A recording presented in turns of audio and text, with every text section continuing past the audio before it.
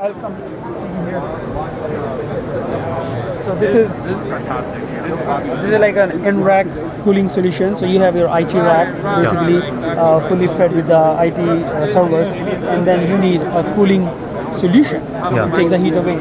So this cooling solution is what we have a cooling distribution unit at the very bottom here, which is this unit has the capability of 40 kilowatt heat 40 load. kilowatt? Yes. So if you have you want to make use of the liquid cooling in the IT rack, this is a great solution there, where the cooling distribution unit from the bottom feeds the coolant media to individual servers, and that server basically rejects the heat, and that heat comes back to the cooling distribution unit, and that unit dumps the heat out in your facility side. So if you have a, let's say, cooling tower, you have a chiller available to take the heat away, so you can take the heat away from the primary side, we call it, the facility side, and the IT side remains totally like pristine. It is not messed with. The server or the liquid plumbing is totally separate. So you can have a nice, niche, clean environment on the IT side, but and then the heat is dumped in the facility side and outside water. So that this product is very good if you have like a water-to-water system, or you can also have the integration of air to water. If you don't have facility side water, let's say you only have air to cool down with, so you can use the product such as we call it a reservoir pump unit, where it circulates the water or the cooling media in the IT side, but it takes the heat away from the servers, but then the fans come into picture, and fan helps in taking the heat away through the air and dumps it out.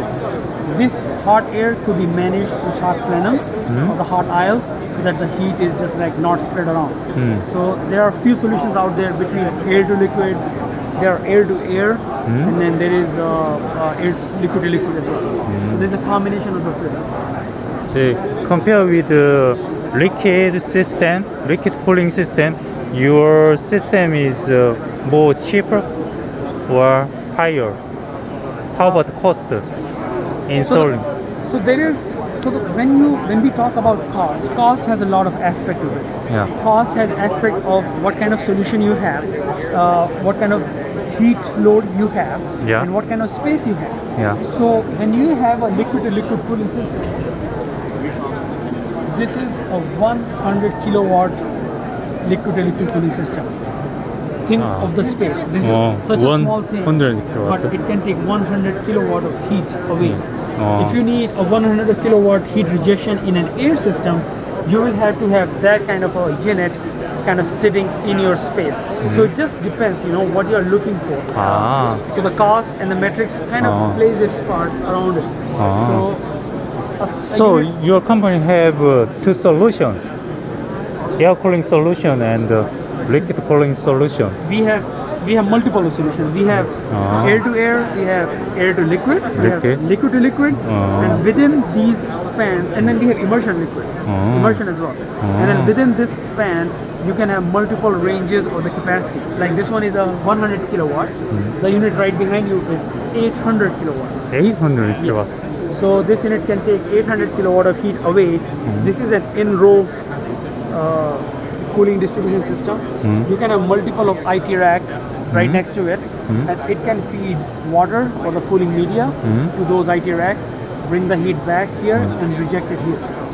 So this, you can have multiple types of products in the same product family basically. Thank you. Yeah, absolutely.